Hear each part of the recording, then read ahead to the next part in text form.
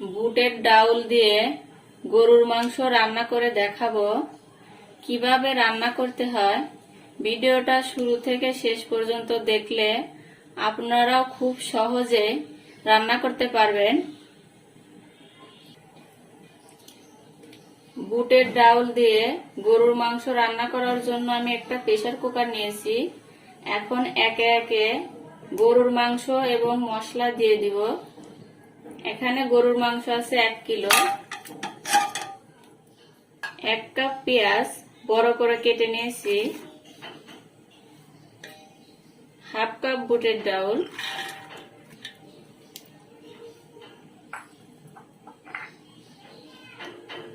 আস্ত রসুন এবং রসুন ছিলা রসুন, 1 টেবিল চামচ আদা বাটা, হাফ টেবিল চামচ জিরা বাটা,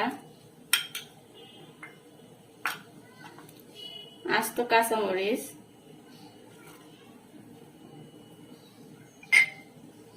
লবণ স্বাদ মতো,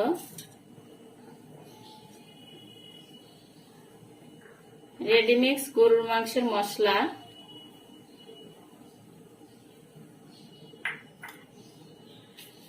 দুইটা তেজপাতা,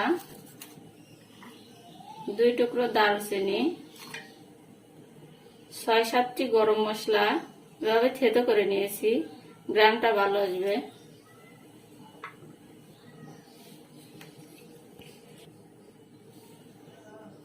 দেড়শো গ্রাম তেল দিয়ে দিব। আমার গরুর মাংসে তেলের পরিমাণটা বেশি আছে, আপনারা কম বেশি করে তেলটা দিতে পারবেন।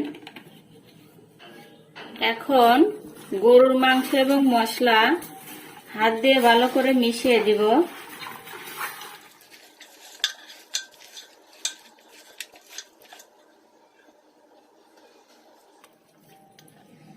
এখন 1 কাপ পানি দিয়ে দিব।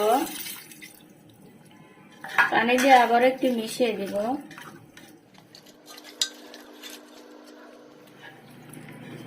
আমার এই পদ্ধতিতে যদি আপনারা রান্না করেন তাহলে খুব সহজেই বুটের ডাউলের গরুর মাংস রান্না করতে পারবেন। এখন ঢাকনা দিয়ে ঢেকে চুলায় বসিয়ে দিব।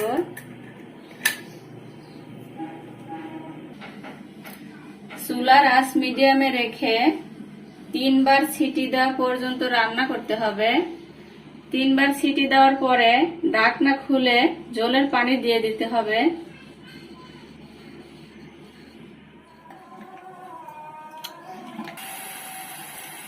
তিন বার সিটি দেওয়া হয়ে গেছে, ঢাকনা খুলে নেব।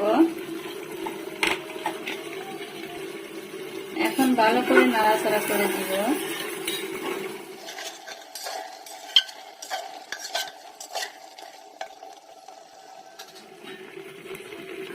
এখন মাংস সিদ্ধ হওয়ার জন্য ফুটন্ত গরম পানি পরিমাণ মতো দিয়ে দিব।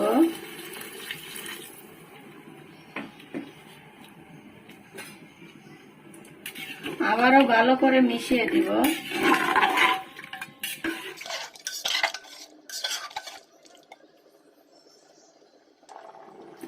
আবারও ঢাকনা দিয়ে ঢেকে দেব।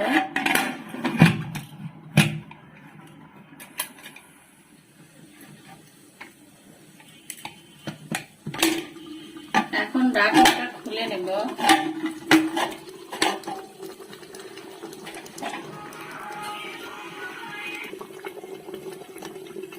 এই পর্যায়ে গরুর মাংসের রেডিমিক্স মশলা দিয়ে দিব।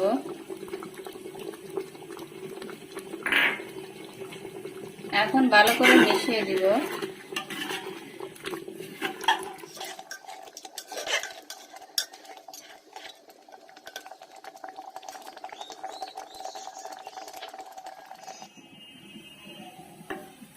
রান্না হয়ে গেছে, এখন নামিয়ে নিব।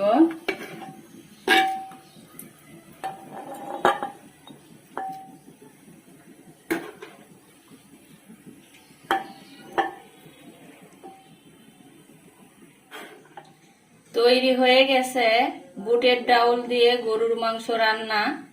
ভিডিওটা দেখার জন্য সবাইকে ধন্যবাদ। দেখা হবে অন্য কোনো রেসিপি নিয়ে। আল্লাহ হাফেজ।